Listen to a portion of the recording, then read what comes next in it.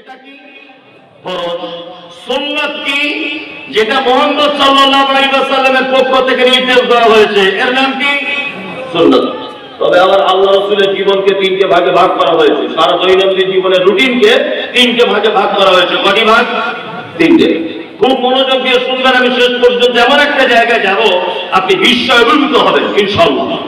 এক, নবীজি লাউয়ের তরকারি খেতে পছন্দ করতেন, করতেন না? করতেন। আল্লাহ রাসূল মধু খেতে পছন্দ করতেন, করতেন না? আল্লাহ রাসূল খাওয়া দাওয়া শেষ করে মিষ্টি জাতীয় জিনিস খেতে পছন্দ করতেন। আল্লাহ রাসূল জুব্বা পরিধান করতেন, করতেন না? আল্লাহ রাসূল মাথাতে পাগড়ি দিতেন, দিতেন না? আচ্ছা বলুন তো, এগুলো সুন্নত কি সুন্নত নয়? সুন্নত না, সুন্নত নয়। সুন্নত আলাদা জিনিস, এগুলো একটাও সুন্নত নয়। আল্লাহ নবী লাউয়ের তরকারি খেতে পছন্দ করতেন, আপনি সেই উদ্দেশ্যে লাউয়ের তরকারি খান, এটা নবীকে ভালোবাসার নাকি পাবেন, এটা সুন্নতের নাকি পাবেন না। কারণ হচ্ছে এই, আল্লাহ রাসূল লাউয়ের তরকারি খেতে হবে, এর উপকার কত, এটা না খেলে গুনাহ কত, এটা খেলে নেকি কত, এটা খেতেই হবে, এইরকম কোনো কথা বলেননি উম্মতের জন্য। নরমালে নবীজি লাউয়ের তরকারি পছন্দ করতেন, এটা নবীজির আদব। আপনি সেই ভালোবাসার খাতিরে আপনি লাউয়ের তরকারি খান, নবীকে ভালোবাসার নাকি পাবেন, কিন্তু আপনি সুন্নতের নাকি পাবেন না। জুব্বা, এটা অনেক হাদিস আছে, এটা একটা ট্র্যাডিশন, সংস্কৃতি। পাগড়ি, এটা একটা ট্র্যাডিশন, সংস্কৃতি। দেখবেন, আমি নিজে দেখেছি, আমি 9 বার মক্কাতে গেছি আলহামদুলিল্লাহ।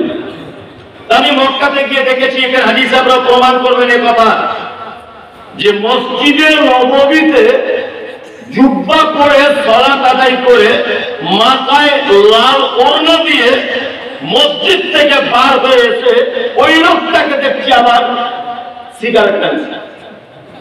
যারা আরবিয়ান, যারা আরবের লোক, তাদের কথা বলছি। আচ্ছা বলুন তো, এখন যদি আপনাকে মাথায় পাগড়ি দিয়ে আর জুব্বা পরিয়ে কেউ যদি আপনাকে বলে যে একটু বিড়ি জানো, বলুন তো আমরা এটাকে সম্মান করি কি করি না? জানতে পারবো? লজ্জা করবে কি করবে না? করবে। ওখানকার লোকের লজ্জা করে না। আসলে নবীজি জুব্বা পরতেন বলে যে ওরা পরে, এটা না, এটা ওদের সংস্কৃতি। সবাই দাঁড়িয়ে নাই, তবুও দেখছেন জুব্বা পরে লাল পাগড়ি পরে ঘুরছে, সিগারেটও টানছে। কি বলছি বুঝতে পারছেন? তার মানে এটা একটা ট্র্যাডিশন।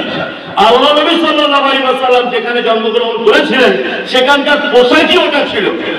তার মানে এটা সুন্নাত নয়। কেউ যদি পাগড়ি নাই বা পড়ে কোনো অসুবিধা আছে? কোনো অসুবিধা নাই, এটা সুন্নাত নয়। সুন্নাত আমাদেরকে বুঝতে হবে। এক, ফরজ সালাতের আগে, ফজরের ফরজ সালাতের আগে 2 রাকাত সুন্নাত পড়তে হয়, হয় না? এই সুন্নতের ব্যাপারে আল্লাহ রাসূল কি বলেছেন?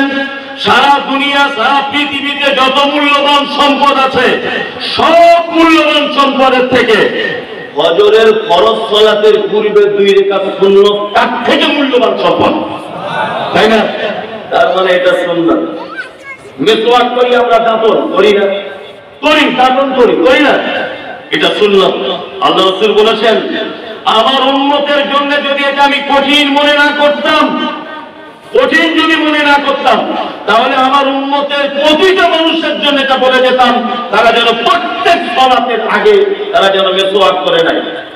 তার মানে মিসওয়াকের ব্যাপারে আল্লাহ রাসূল গুরুত্ব দিয়েছেন, উদ্দেশ্যে এটা সুন্নাত। কিন্তু লাউয়ের ব্যাপারে গুরুত্ব দেননি। কি বললাম বুঝলেন? মধুর ব্যাপারে গুরুত্ব দেননি, জুব্বার ব্যাপারে গুরুত্ব দেননি। ভালো করে বুঝবেন। আপনার পাগড়ির ব্যাপারে গুরুত্ব দেননি, এমনি নরমাল গতিতে ছিলেন। তাহলে আমরা সুন্নাত বুঝে গেলাম, আর নরমাল গতি কোনটা এটা কি বুঝে গেলাম, তাই তো? এবার আপনাদেরকে বলছি, ইবাদত আমরা করব মাত্র 2টা জিনিসকে লক্ষ্য রেখে। তারপরে আমি আবার একটু অন্যদিকে যাচ্ছি। 2টা জিনিস। এক, ইবাদত সন্তুষ্টি অর্জনের উদ্দেশ্য হতে হবে শুধুমাত্র রবের। কার? রবের। আর ইবাদতের পদ্ধতি হতে হবে মুহাম্মদ সাল্লাল্লাহু আলাইহি ওয়াসাল্লামের, তাই না? কোন পীর হুজুরের পদ্ধতিতে চলবে চলবে না। আমরা বারবার বলছি এ কথা আল্লাহর নবী বলেছে, ও বারবার বলছে এ কথা ইমাম আবু হানিফা বলেছে, আমরা বারবার বলছি এ কথা আল্লাহর নবী বলেছেন, হুজুর বারবার বলছে এটা আমাদের পীর সাহেব বলেছেন, আমরা বারবার বলছি এ কথা মুহাম্মদ সাল্লাল্লাহু আলাইহি ওয়াসাল্লাম বলেছেন, উনি বলছেন বারবার এটা আমাদের বড় পীর সাহেব বলেছেন। পৃথিবীর কোন মানুষের পদ্ধতিতে ইবাদত করলে ইবাদত কবুল হবে? পদ্ধতি কার হতে হবে? মুহাম্মদ সাল্লাল্লাহু আলাইহি ওয়াসাল্লাম। এবার আপনাদেরকে একটা ভয়ঙ্কর কথা আমি বলে দিই। আল্লাহ তাআলা বলছেন আমিলাতুন নাসিবা তাসলা নারান হামিয়া, এক শ্রেণীর মানুষ তার ইবাদত করে, ইবাদত করতে করতে নাসিবা এক পর্যায়ে তারা ক্লান্ত হয়ে যায়, তারপরেও তাদেরকে ধরে জাহান্নামের ভিতরে ঢোকানো হবে। এরা কারা? আল্লাহ বলছে ইবাদত করে করে করে করে ক্লান্ত হয়ে যায়, তারপরেও ওকে ধরে নিয়ে যাওয়া হবে কোথায়? জাহান্নামে। এরা কারা? এরা কোন ইবাদতকারী? এরা হচ্ছে সেই ইবাদতকারী যারা ইবাদত করেছে ঠিক, কিন্তু উদ্দেশ্য একটা, সেটা হচ্ছে মানুষকে সন্তুষ্টি করা, দুই পদ্ধতি মানুষকে তৈরি করা, এই জন্য তার থাকার জায়গা জাহান্নাম। আমি গতকাল দিনের বেলাতে একটা মাহফিল করেছিলাম, গতকাল দিনাজপুরে, আর রাতের একটা করেছি। ওখানে একটা কথা বলেছি যে বাংলাদেশের মাটিতে তাবলীগ জামাতরা খুব অ্যাক্টিভ নয়, খুব অ্যাক্টিভ। আল্লাহ তাআলা মুহাম্মদ সাল্লাল্লাহু আলাইহি ওয়াসাল্লামকে বলছেন কিতাবুন উনজিলা ইলাইকা ফালা ইয়াকুন ফি সাদরিকা হারাজুন মিনহু লিতুনজিরা বিহি ওয়া যিকরা লিল মুমিনিন। মুহাম্মদ সাল্লাল্লাহু আলাইহি ওয়াসাল্লাম, আপনার উপরে যে কিতাব অবতীর্ণ করা হয়েছে, এই কিতাব দিয়ে আপনি মানুষকে ভয় দেখান, এই কিতাব দিয়ে আপনি মানুষকে দাওয়াত ও তাবলীগ করুন। আল্লাহ মুহাম্মদকে বলছেন আপনি কোরআন দিয়ে তাবলীগ করুন। বাংলাদেশে তাবলীগ জামাত আছে না, এখন আবার মারামারি চলছে, দেখছেন না? জুবায়ের গোষ্ঠী আর সাদ গোষ্ঠী, মানে যারা জুবায়ের পন্থী লোক, ওরা জুবায়েরকে খুশি করার জন্য তাবলীগ করছে, যারা সাদকে খুশি করার জন্য তাবলীগ করছে তারা সাদ গোষ্ঠী নিয়ে ওই আপনার টঙ্গীর ইস্তেমা মাঠে দেখতে পাচ্ছে না মারামারি চলছে। হ্যাঁ, আল্লাহু আকবার। মুহাম্মদ সাল্লাল্লাহু আলাইহি ওয়াসাল্লামের হাদিস, কোন মুসলিম যদি আরেকজন মুসলিমের সঙ্গে যদি লড়াই যদি করে, যে হত্যা করবে আর যে হত্যা হবে দুজনেরই থাকার জায়গা জাহান্নাম। অথচ ওইখানে তাবলীগের মাঠে, ইস্তেমার মাঠে মারামারি চলছে। এ তাবলীগের পদ্ধতি যদি মুহাম্মদ সাল্লাল্লাহু আলাইহি ওয়াসাল্লামের না হয়, তাহলে কিন্তু খুব বিপদ। বিপদ নয়, খুব বিপদ।